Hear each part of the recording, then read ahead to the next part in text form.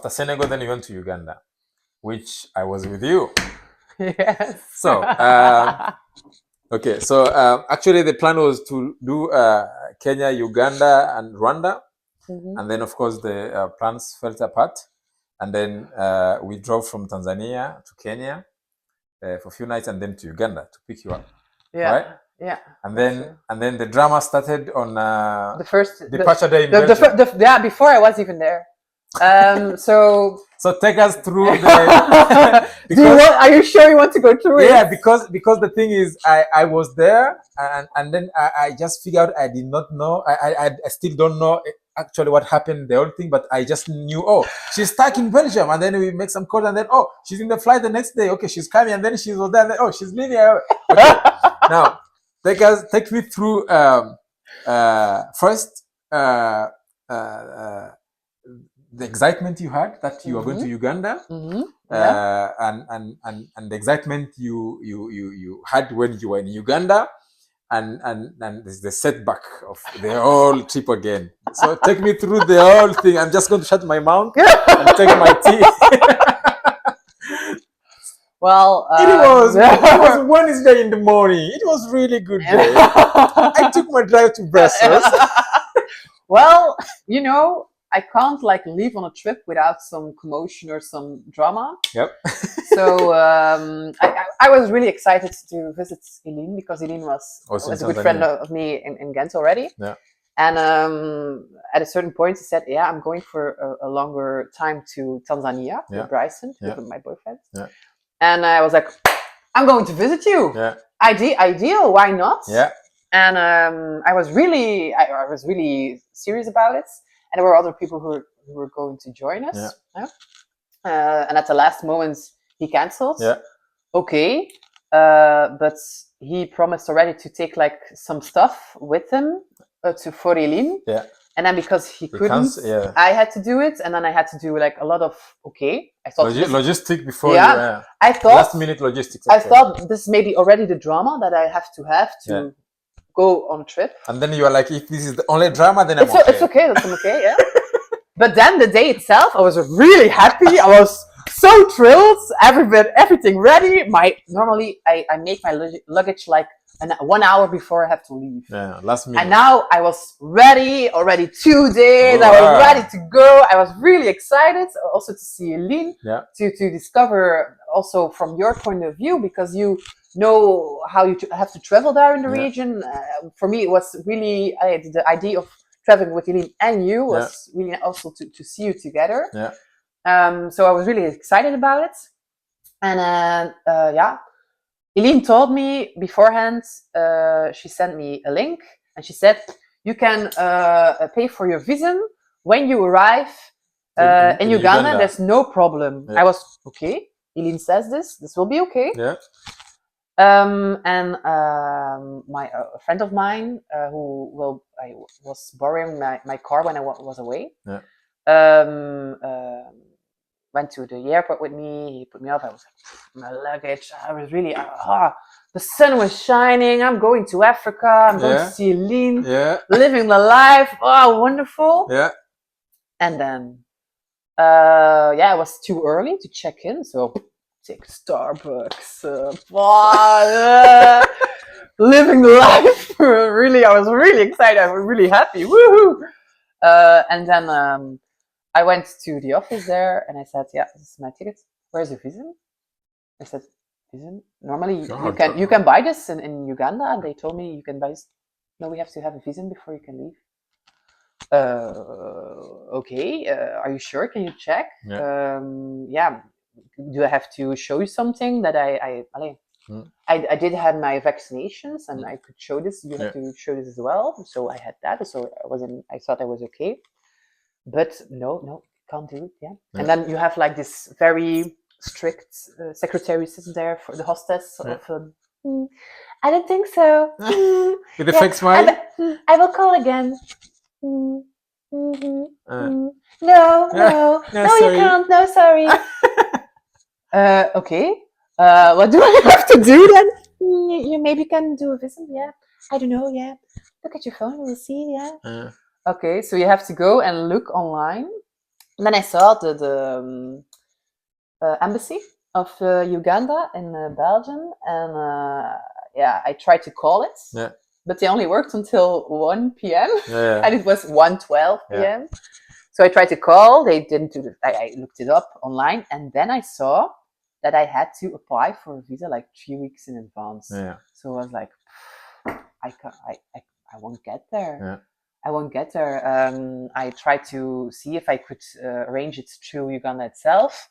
I sent a message to Eileen. Eileen, I can't. I don't have a visa, and they don't let me take the flights. Then I saw online that you can have a visa in 3 days, but you have to pay more for it.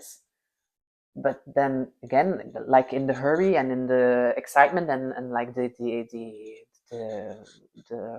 desperation, I booked a ticket through PayPal, but it was $250 or something euros. And in that moment, I just paid it. But that was like a really dodgy website. After it, I was like, I hope it's not spam. And then you think, oh my God, I paid €250 for maybe something that's not real in an office in Dubai. So you think, what is this? And then I got a confirmation email. I went to the office again. I have a confirmation email, but they will bring it in order. I don't think so, but I will call. No. Again, I can still see her face. She was really wrong. No, you don't. And then there was like one on the other side there, and the man came with her, and I think he was like he was responsible or something for that flight. And she explained the situation to him, like whispering.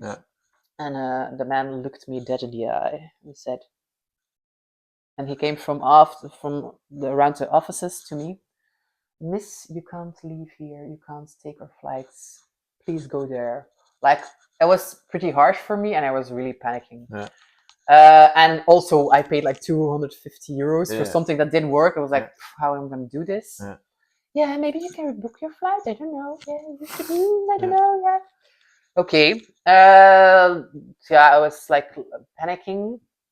I sent the friend a message from, can you pick me up again? Because I think I won't be leaving today.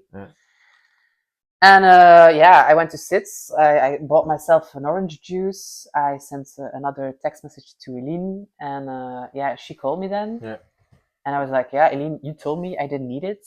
But the year before, she went to Uganda and she could buy her visa still at the airport. And she didn't check. And I didn't I checked on the link because I was like, Eileen knows what she's doing. And it's just stupid stuff like that. Nobody wants this. And she was, I remember you sending me a message, Annaleen, can you please call Eileen again? She's crying. Because she's like, it's my fault. It was her fault. No, it was both her faults. But I was also like, I just paid €250 for the flight. For nothing, The flight was already $350. Then you start thinking, if I still have to book another flight, and I didn't know. I still wanted some budget to travel and not. At some point you need to say to yourself, okay, it's not worth it. It's not worth it. Because also it was already a trip for like 12 days, something like that. So I could leave. They said if the visa was real and not spam, I would still have to wait for 48 hours. So 2 more days, then book the flight, then leave. So there were a lot of days already gone. And I went home, and I came home and said to my mother, I told you, no drama. So there was drama. And I stayed for 2 more days at home then. And the visa came through. There were some nights that I didn't sleep because I thought I gave €250 to some spamming. It's crazy. It's crazy that you had to pay through Dubai and went all the way. That was really... But I do think maybe it's not okay to say that, but I do think that's an African thing. You will never get away with something like that in Europe.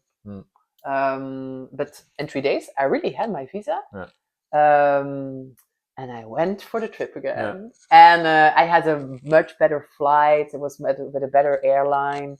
So it was okay. And you were also, you didn't mind to wait for me. And I did have some stress in those days because you don't know what it's going to be. But then I met you at the airport. I was really happy. Yeah, and then everything was fine. Yeah, it was good. I was when I arrived, it was a long line to wait. They took your temperature when you arrived because Corona. it was a Corona thing time. Yeah. Right? Yeah. And I do remember that I came there to security, and people were like throwing their bags into the machine to check for security, but it's like throwing a basketball almost.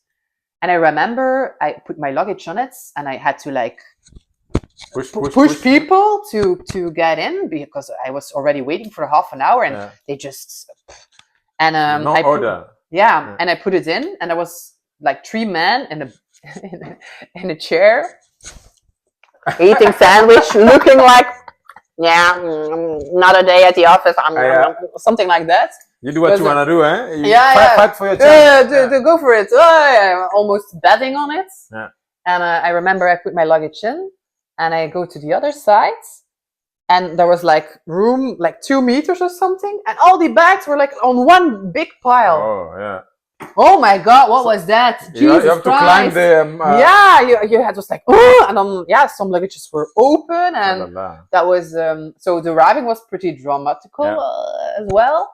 But then I saw you, and Annaleen, I was really happy to see you. Yeah. And I remember when we took off with your car, there were like little monkeys on the roads, and I thought, I'm here. Okay. And it really felt like the things I imagined. The roads were like bumpy, and children around the streets. Yeah. I remember also you had like this big bowl of candies. Yeah, candies. Yeah.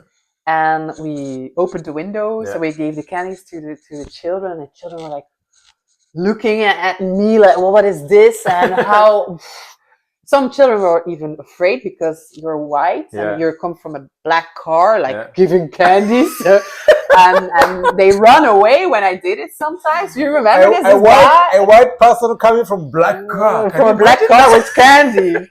And at a certain point I was like, yeah. That was very nice. Actually, I still have some of your pictures giving gifts to the kids in the street. Yeah. With the ball, At a certain point I bought these balls to give to the children. You don't want to give money to the elder people, but if you can give a ball like to children, I think it was more worth than just throwing money at people. That's right. That's definitely right for me. I think for my idea, I rather help kids because and I find kids, I love kids and old people. Old folks for me and kids, they are like angels. They normally, if they're happy, they smile at you. If they're not happy, they don't smile at you. There's no other way. I can be smiling at you right now, and I'm really not happy with you. But so I love kids because of that. I feel like they are very honest creatures, and very like the young people are very direct because they are not taught by life. Yeah. And the other people have the wisdom to know you smile for yourself and to make the world a better place. That's right. You don't have anything to offer when you're not sincere or genuine. Right. That's right. And, so I believe, for me, I believe helping someone who is helping kid is doing the most right thing on the earth. And sometimes kids do not need much. Some of these kids need a smile. Yeah. And very little thing, which is nothing to us. It's a smile to a kid. I was a kid once, and I was in somehow in that situation, and I know how it feels. I knew what I needed. I just needed a candy to smile, to be happy the whole week. You know, I needed a new shoe to just enjoy the all summer. But aren't you still happy when somebody offers you candy? I am. No, not right now. Now I think I'm more happy if you offer that candy to a child than to me. So they say if you want to grow old happy, you have to keep the child inside. Yeah, and And So, I'm a Christian. I'm a Christian Yeah. by faith, active Christian. Yeah. And as a Christian, the Bible says, "Let the kids come to me, because the kingdom of heaven is belong to them." Yeah. It's even God, like he takes kids, kids as most clean people on the earth, because like they have no sins. Let them come to me, because this is their kingdom. And for me, I think I give all my offerings. This is my nature of life. All my offerings I give to the kids. I am a Christian, but I do not give much offerings to the churches. I give them to the kids who are in need. And through that, I am very blessed Christian to have you here. So now, we had a very good time in Uganda together. The story is not yet. The time in Uganda was perfect. Yeah. I'm going to ask you the Uganda questions about how you felt about everything. And that's also the time I also got to know you better. Maybe not that much, but at some point we didn't know it at all each other. We saw each other maybe only for once. drinks. And and then even then we didn't really connect at that point. So for me, it was also challenging to be on a trip with a couple. Yeah. And I didn't really saw you from very close up. Yeah. That trip was really getting to know you and who you are and who you are to Eileen, and vice versa. Yeah. So I will come to the old life in Uganda, but then I'm going to move you to. Then we drop you to the. You had a very early morning flight back to Belgium, and then we were in Entebbe, and then like something, I don't know. We drop you at the airport maybe 3 in the morning or something. Yeah. And then we dump you there. Let me use dump. We dumped you there. You dumped me already. Yeah. We dumped you there with your phone. Not much. I think I had 6% of battery. But your phone is always below 20, right?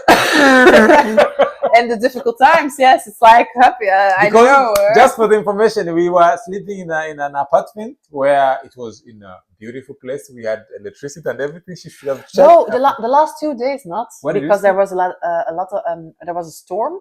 And the electricity was down, and because of that, I only had like 6%. That's something Belgians won't understand. Hey, in Africa, sometimes we have electricity off and on, and if it's off for 2 days, that's still okay. Yeah. So, okay, that's what happened. But the accommodation was perfect. It was just to charge the phone. I thought with 6%, with the flight, it will be okay. Yeah. So we first of all, you when you had issues in Belgium, you rebooked your flight. Yeah.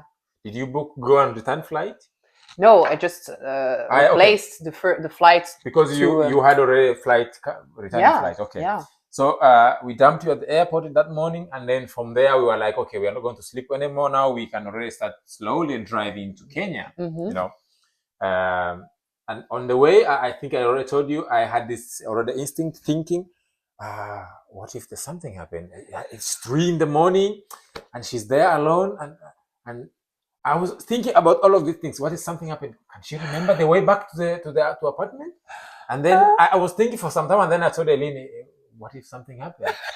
And then Eileen said, yeah, that would be crazy, but I think everything is fine. Yeah. I know. Also, it's not my first rodeo. Yeah. And then I was thinking that way because you didn't have Wi-Fi, and both of us we didn't have Wi-Fi because we also we were using Tanzania network, and we were in Uganda, so we also didn't have 4G, and so I was like, if something happened, she cannot reach us, right?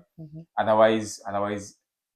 It's not possible. So, and then we were driving, and then the moment we arrived in Kenya, I think in a hotel, it was your message, and then I went cold. I was like, okay, now I'm dying. It's her message. Something must have happened. What happened? And then it was now, I start because.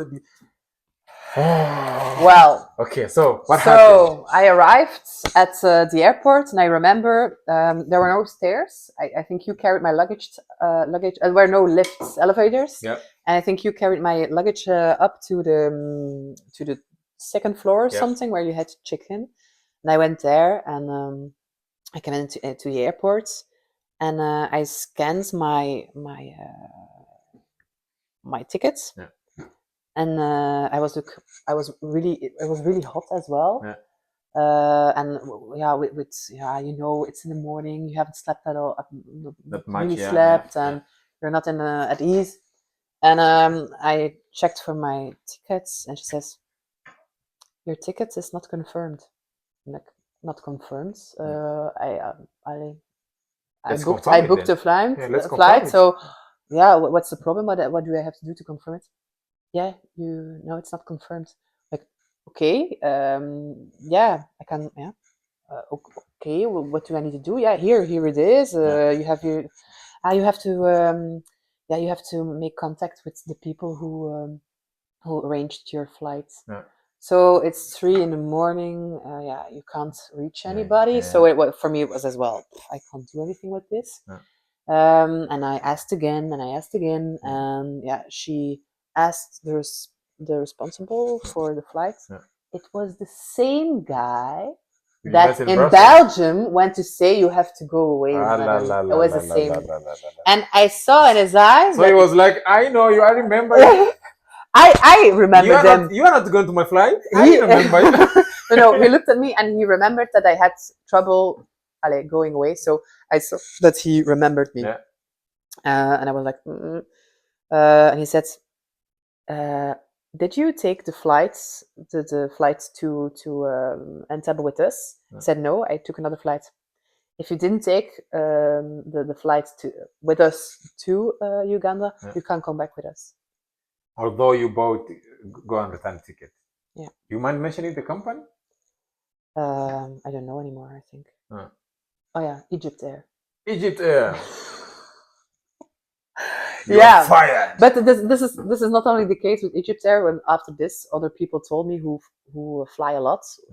They also had something like that. Most of the companies. It's not normal, but it happens. If you don't take the flights going, you can't return with that ticket. Ticket is automatic.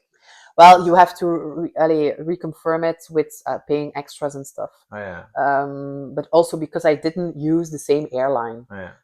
That's why. But yeah, at that point, I was like, what? I can go back? I had only 6%, by then 4% or 3%. I can't reach Eileen or Bryson because they are N. Also because of the fact that you arranged the hostel and a lot of things. I didn't really know in what hostel we were staying. And the name of it, I did remember. But when I searched for it, I couldn't find it online. Also, it wasn't. It was also hard for us to get there on the first day. It wasn't registered also on Google, so I couldn't find it. That's so something also typical in Africa. They do this Google thing. Don't trust Google Map in Africa. Yeah, they don't do it. We normally say you're going to end up into somebody's washroom. Yeah, so that was really. So I didn't know what to do. There was Wi-Fi in the airport, so that was okay. And I asked the man who didn't let me on the flight in Belgium, like, what do I need to do? You can buy a ticket in a business. And that was like €1,000. So extra on the money that I already had spent. It was a lot for me. I was like, €1,000, and I don't know. I had 3% left by then on my phone. So what did I do? Call my mom. I called my mother. Because I knew it was in May, and then she has a lot of work, and I knew she would be working at night, and there was like a possibility she would be awake. She wasn't awake, but she did hear her phone. What's exceptional, because when she sleeps, she's asleep, but she must have felt something. I said, Mother, I'm here in the airport. And Uganda, and I can't come back, and I can't call Eileen or Bryson. I don't know what to do. And they say I can buy a ticket for a business ticket. It will be €1,000. I don't know what to do. And then I asked, how can I pay? Because I didn't have I had Visa prepaid, but not. You can't pay with prepaid everywhere. So that was also not an option.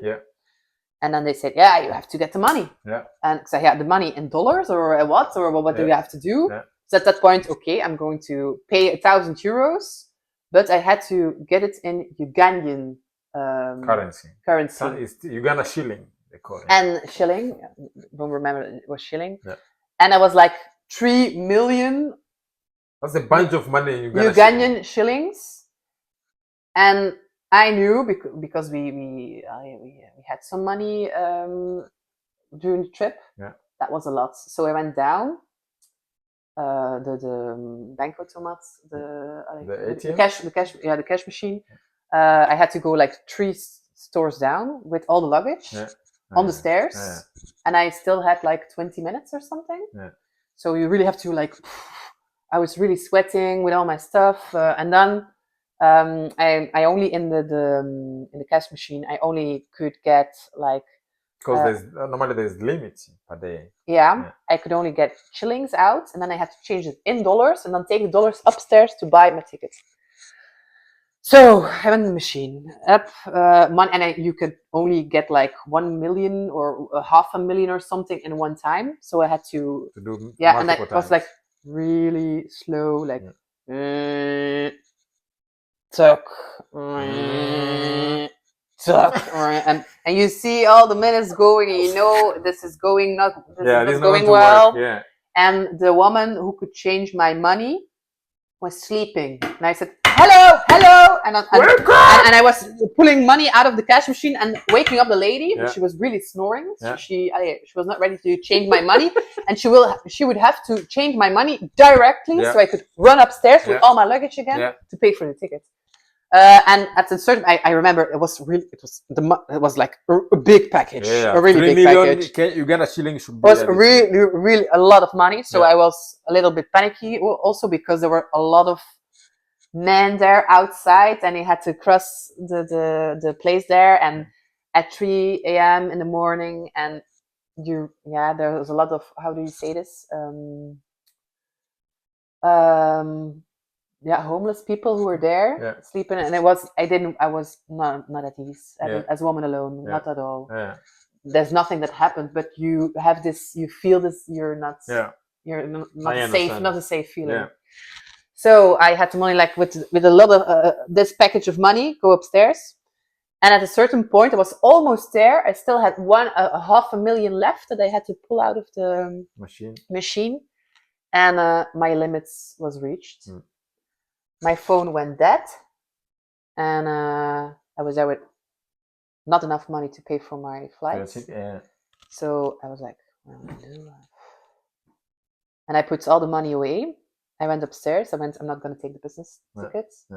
But can you do something for me? Can you please get me a taxi? There was a storm already going for like 2 days. And also at that point, also wind, and lightning and thunder, and it was really frightening for me to be there in a country that I don't know. I was on the road with you two with me, so that was okay. But at that point, I was alone, and I asked him, "Can you please arrange for me for a taxi?" So the responsible, the man who would let me in Belgium, but was then okay friendly. Although he didn't let me on the flight, but also like pay 1,000 euros, what was 5 times the asking prices at that point. And he went to look for a taxi. The first guy was fluent in English, very okay. I was like, okay, yes, 30. I don't know how much shillings it was. 30 shilling or whatever. 30 shilling but I knew this was too much. Yeah, because it's the very close. Tourist rate was lower.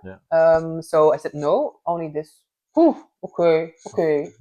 The other guy went away. I went with this guy who could talk English, and then he arranged for me like a very young guy. He's gonna take you because I think it was not I didn't pay enough for him. But that guy couldn't speak English. So you had bargained with another guy who was not, and then you got another driver. Yeah, I got another driver, and I went in the car.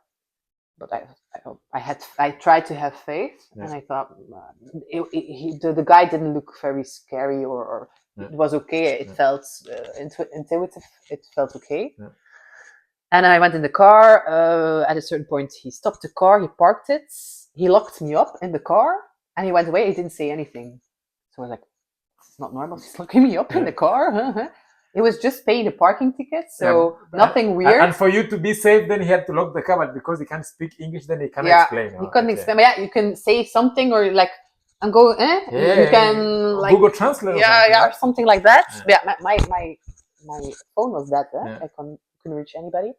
So he went and he came back, and I saw, okay, it was for the parking ticket. But if you lock somebody up and you don't tell them, and you're already like in a weird situation. So I was in the car, but it's weird that he locks me up in his car. And I tried to open it because I wanted some air. And okay, I can't get out. Okay, then he came back. Parking ticket. Okay, so far. He started driving off, and the hostel where we were staying was like 10 minutes from the airport, something like that. Maybe less, even. So I know I can't be long in this car.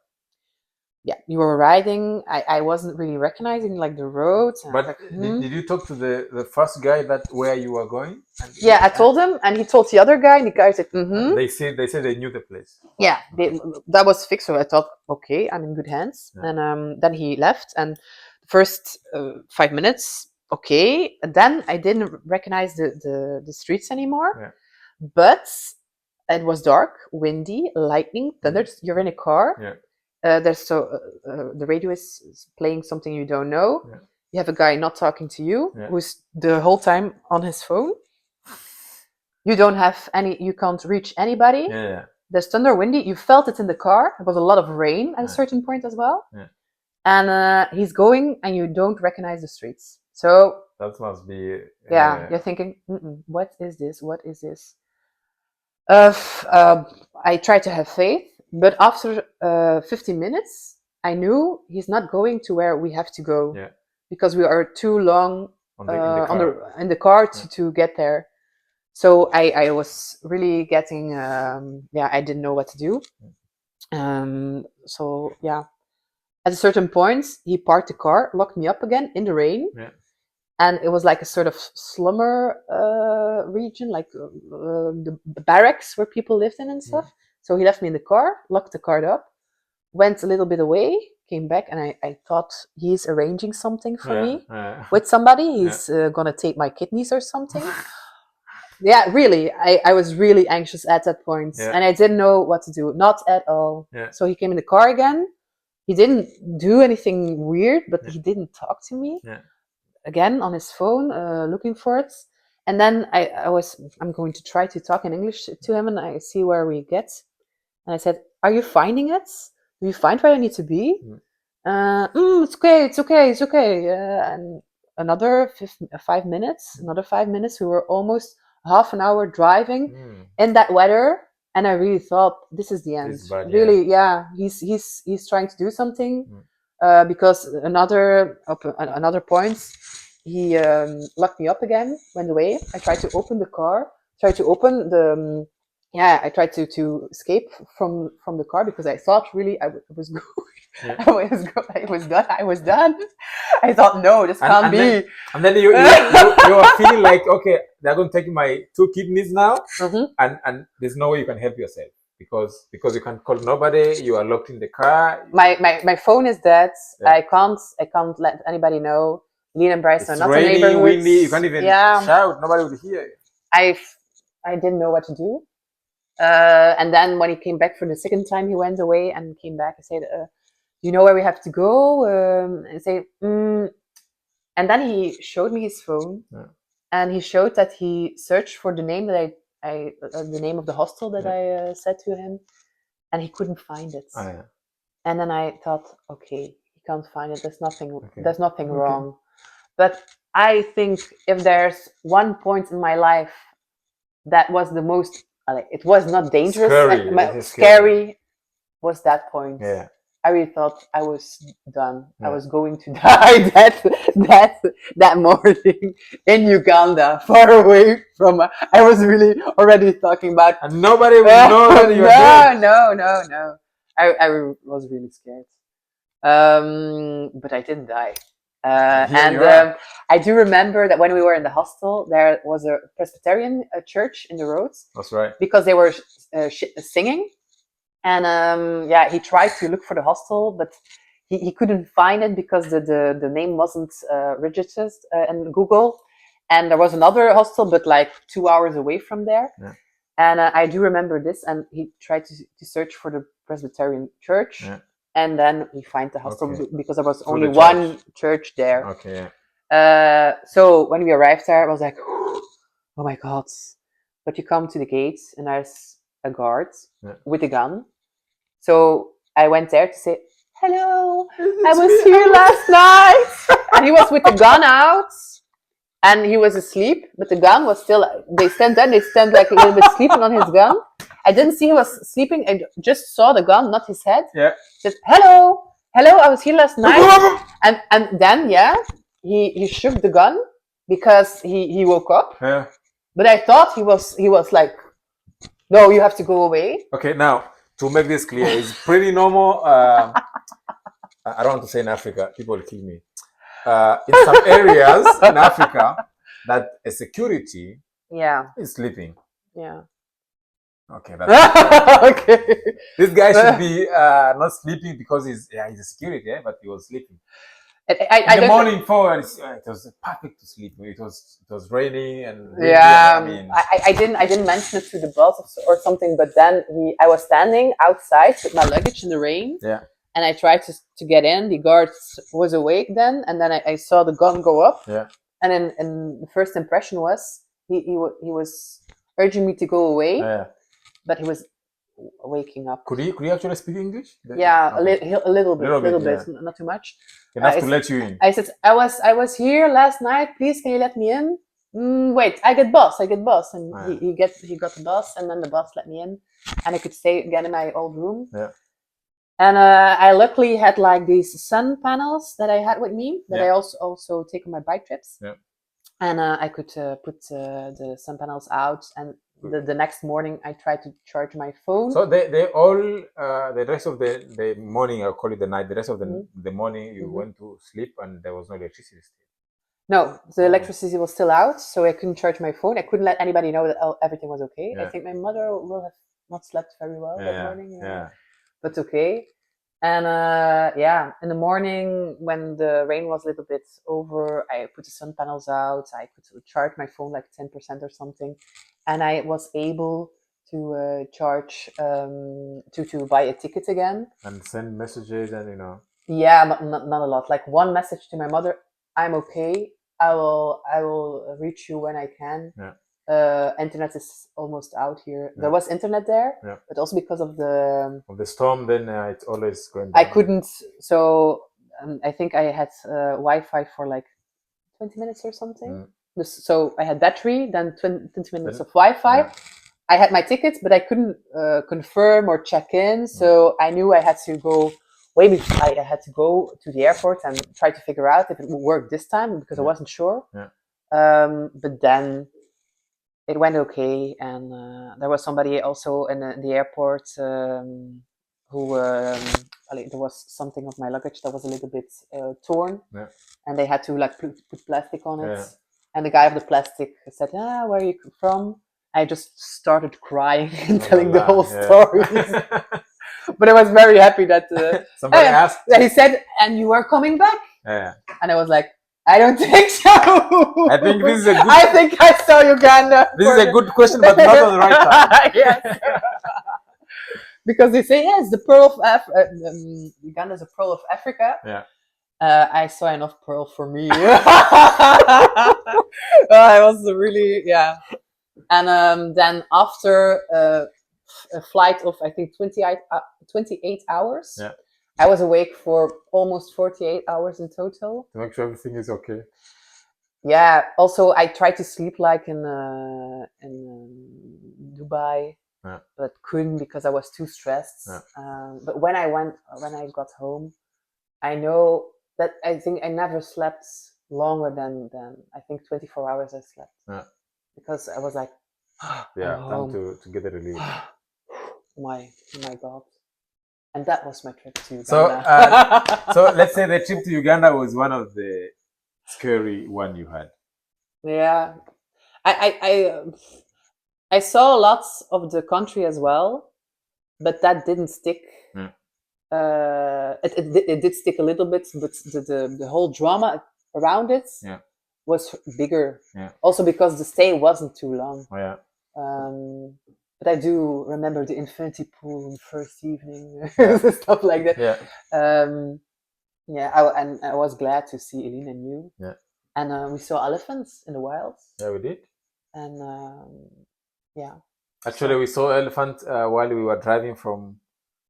And and Elizabeth, Queen Elizabeth Queen Park. Elizabeth Park. We were driving from Entebbe to this lakeside of what is it called? It was against the border with Rwanda. Yeah. It's called why do I forget that? It's called Lake Bunyonyi. Yeah, Lake Bunyonyi. Where we met. Lake Bunyonyi was where perfect. we met the manager. You remember? Yes. Yeah. The manager that I was very, very friendly because we would get some stuff, but I had to give him my phone number. Yeah. And he tried to Did he get in touch? Yeah, sure. Yeah, certainly. Yeah. The Kenyan guy, he was a manager in a Lake Bunyonyi resort, and he was Kenyan guy working in Uganda. Yeah. Okay. Yeah. Oh, that was a story, man. That was a story. Okay, and then from there now, what's the plan? Are you going to Africa anytime soon? I don't think so. No, I loved Africa. I love the openness of the people. When African people laugh, they laugh with the whole their body. Yeah, it's me laughing. Yeah. That's really they like to dance. They have a rhythm. Yeah. I love the rhythm. I love the dancing as well. But for me, I think the last experience in Uganda was like, okay, I have seen Africa from some point of views. Yeah. And my dream South America is now like, So the thing is, you are going to Tanzania. What? You are going to Tanzania. You are going to Tanzania. I'm going to Tanzania? I am. And it's going to be perfect. Well, and no dramas. And I can just confirm you on the camera. You can buy the visa before on arrival. You can buy it on arrival. That's for sure. You just need to pay in a dollar. You don't need to pay in a euro. So you need to have your $50 with you. But if you don't want to be in a line, then you can just buy it online. It's the same amount of money you'll have to pay.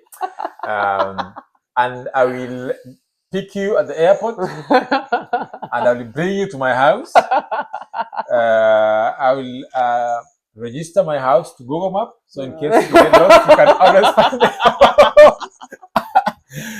And then I will take you to safari. It's going to be everything is going to be nice. I don't want you to. I think still you've been to Africa, into some countries, but every country have different vibes. Yeah, of course. Have different cultures. There's still a lot of things to learn. There's still a lot of people to connect with. Absolutely. I'll tell you some good things about Tanzania. People and the country itself. We are one of the peaceful countries in Africa. We are so peaceful to the point we think we are coward. We are not peace. Yeah, we don't mind. You know, you can be playing with my eyeball, and it's okay. It's okay. We don't fight. We are very peaceful, very much peaceful. So it makes it easier for people to come to Africa. I mean, to Tanzania during election time, during rain season, during dry season, any time of the year. We don't really mind. Although there are some places that are unsafe, and I think every country have these places. Of course. At some point. So the country itself, we are very peaceful, and the people of Tanzania are very happy people. That does not mean they are very rich. There are some rich people, some poor people, of course, but the general faces of the people, they are very happy people. They smile at you without just you get in the bus and they smile at you, they talk to you, they open up, and yeah, that's how they are. I have to say, it's not that I have a bad feeling about people in Africa or the countries that I visited. Absolutely No, not. no, no, no, no. I'm just giving the point Okay. so that you rethink about when I ask you again. So when are you going to Africa anytime soon? Then at least you can say Tanzania. Tanzania. I'm trying to convince you with the country, yeah, because I know if you forget about the experience you coming to Uganda and experience of you living Uganda. If we talk about the life in Uganda, inside we had good time and everything was perfect. We had good adventures. Of course. It's not. It's just if you have that much trouble getting somewhere and coming back, it sticks with you. Also, I'm not that easy frightened. But at that point in that car, that experience stuck with me for a few weeks. That feeling. That was a long time with me because I really was. This is the end. I thought. I'm going to finish the reason why you should go to Tanzania. Yes, this is very important for me. I will host you, so you don't need to think about that. It's going to be everything's going to be very fine. What else? The people of the country of Tanzania are very nice people. Smile all the time, talk to you in the bar, in the bus, just anywhere. People will be waving from the other side of the road like they know you. You can take a picture of the people. They dance, they sing. You know, life is good. Foods. We have natural foods, beautiful foods. Well, I tasted your cooking. So by the way, I tasted your tea. Your tea is exceptional. By the way, I've improved way much since I'm here now. The time I was working from home, and I had much time to learn new things, and I was learning new recipe, and I will invite you for another dish. No worries. So the food is really good. We have the local markets. We have the souvenir shops. We have the highest mountain in Africa, the Mount Kilimanjaro. We have all the incredible lakes and the waterfalls and the ocean. We have Zanzibar. We have Arusha, where I came from. This is my town. It's in the northern part of Tanzania, where there are almost all the important parks in Tanzania. The biggest park, one of the biggest park in Africa, Serengeti National Park, which is I think 4 times bigger than Belgium. This is just one park. We have the largest standing caldera on the earth. It's a crater now. Normally we can drive in the hole in the caldera and drive around. Plenty of animals in there. We have so much to see. And I bet you better have in a plan. Don't never say never. No, I would not say I would never go to Africa again. Not sure, not at all.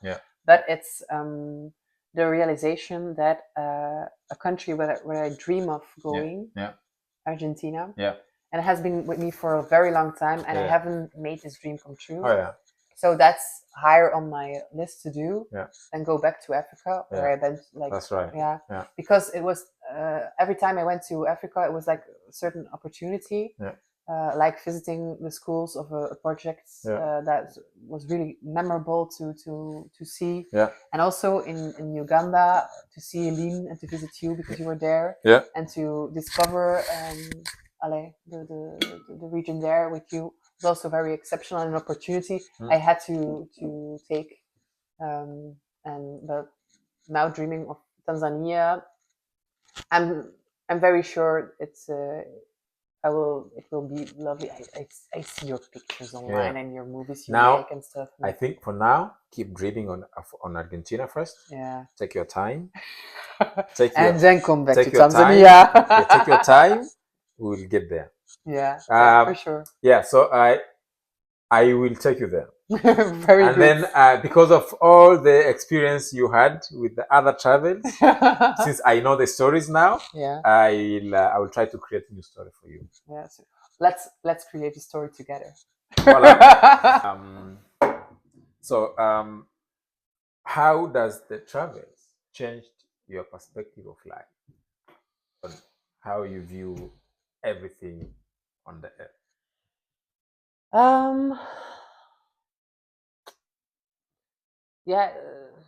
Some stuff that sorry.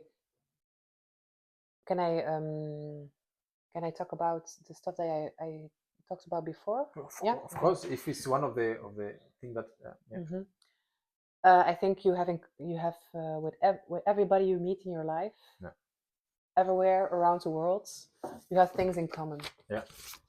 Sometimes you can be so different from somebody, or it looks that way, but you always have things to share. Yeah. You have love in your life, dreams.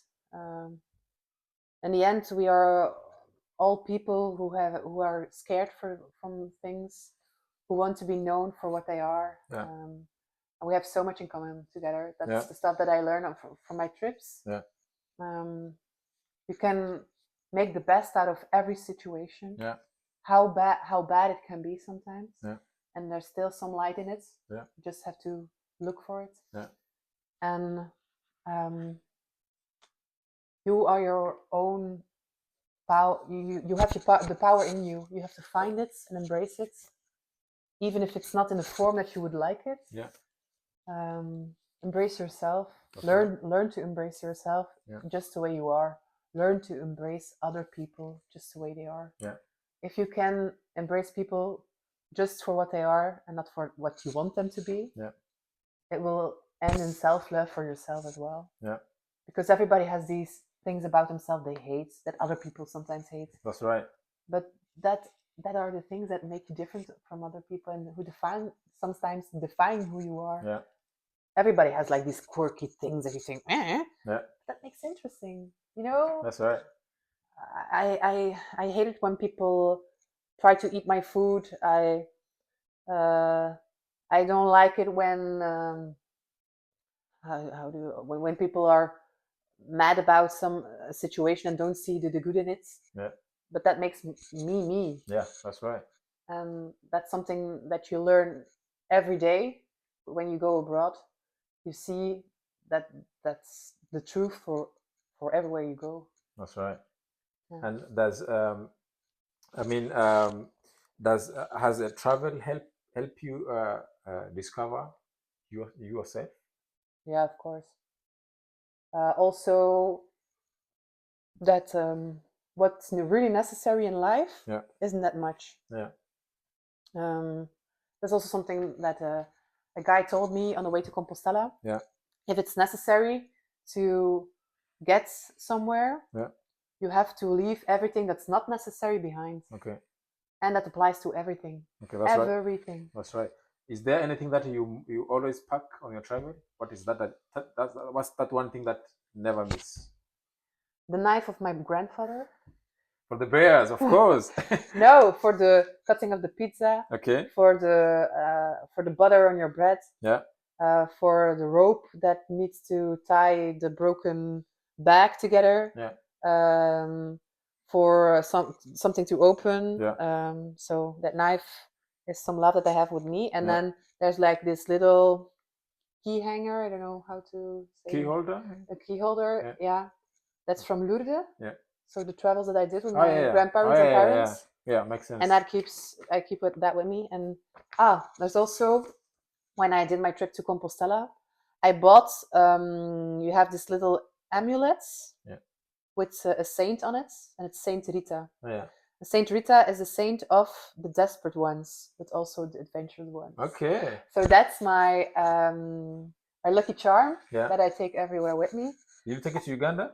Yeah, of course. Okay. No, what? Yeah, I took it to Uganda, but I also gave it to I gave it to people who take like a life trip. Okay. And the first time that Eileen came to Tanzania, she had it with her. She had like a big car accident when she did like 6-month trip. Yeah. Then she had Saint Rita with her. Oh, because it was very the trip. So was let's very say Saint Rita saved them, because and I have given Saint Rita to a lot of people. Is it you give the same Saint Rita to everybody and then they return back to you? Yeah. Okay. But also, like when I left for Italy, I give Saint Rita to my boyfriend, and I said, "You have to keep Saint Rita for me safe." Oh yeah. And it was like for me, it was a sort of symbol, like. You sound poetic.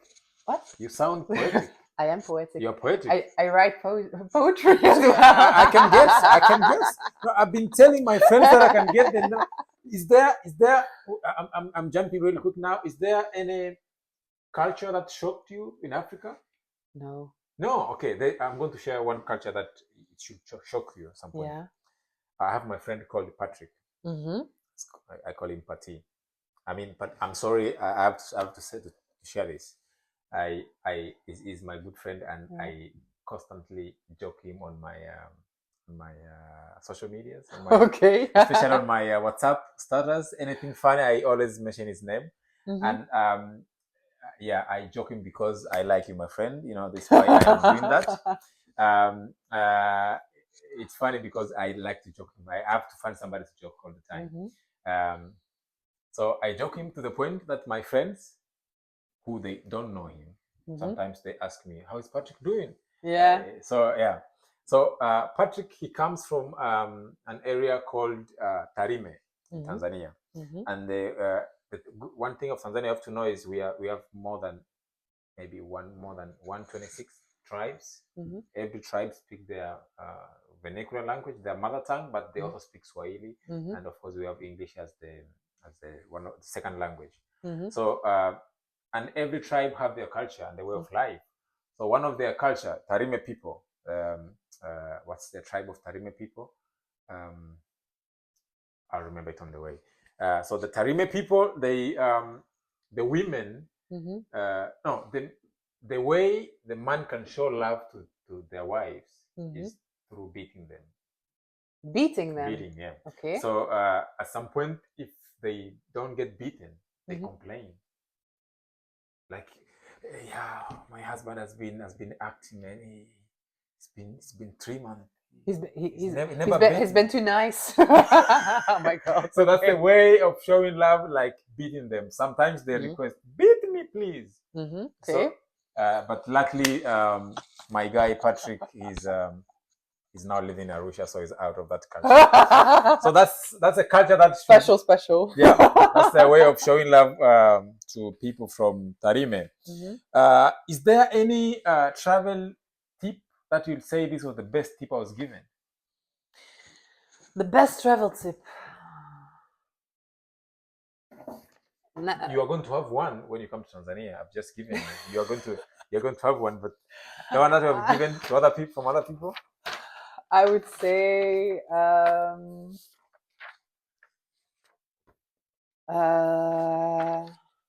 when plans don't go as you foresee them, you have to go. You have to just. It's all a wave, you know.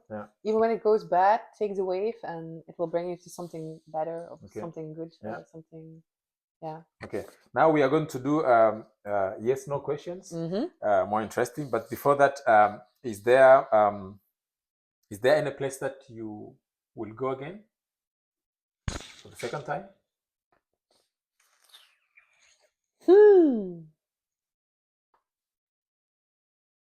Italy. Okay. Shout out to Italy. I have my friends Gianluca and Martino from Italy. Annaleen is coming. I have also Italian friends that I met on a bike concours, the Ronde van Vlaanderen, that I already have been visiting like for I think 8 years now. Oh, where do they live? They live in near Piacenza, so like 1 hour from Milan. Okay. So those people really have my heart, and I visit the region frequently. Because they are there. Also because I love Italy. But I've lost a little bit of my heart with them. Okay. That's cool to know. I love Italians. I love how they speak. I love their calamaris and their pasta. Con cuore, mi amor. I love how they speak. I love the language. They speak with so much passion in it. When they are mad, you can also feel the way when they say it. So I just like it, you know. It's like drinking Fanta. Yeah. Okay. Yes. No questions. Have you ever missed a flight? No. Do you prefer solo travel or over group travel?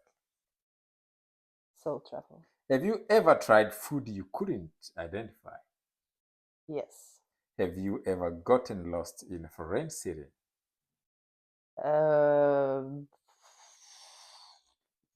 you never can get lost. Do you pack more than you need? Not on a bike trip. Do you avoid tourist traps? No. Do you always plan your trip in details? No. Have you visited the same places more than 5 times? Yes. Do you collect souvenirs from every trip? Yes. Have you ever fallen asleep in an airport? Yes. Have you ever met somebody on the trip and stayed in touch? Yes. That's a different thing now. Do you have a favorite country you would keep going back to? Italy.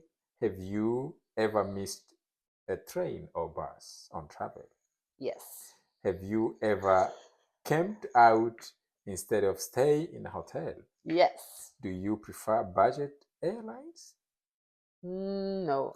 Have you ever lied about your plans to avoid someone's on a trip? Have you ever? Have you ever lied about your plans to avoid somebody on a trip? Yes. Do you prefer mountains over beaches?